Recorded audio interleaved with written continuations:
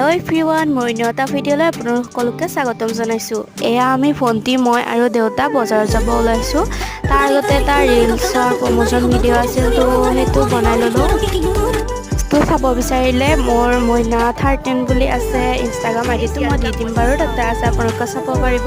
এয়া আমি বজাৰ আহি পালোঁ। পূজা কাপোৰ ল'লে নাই বাৰু?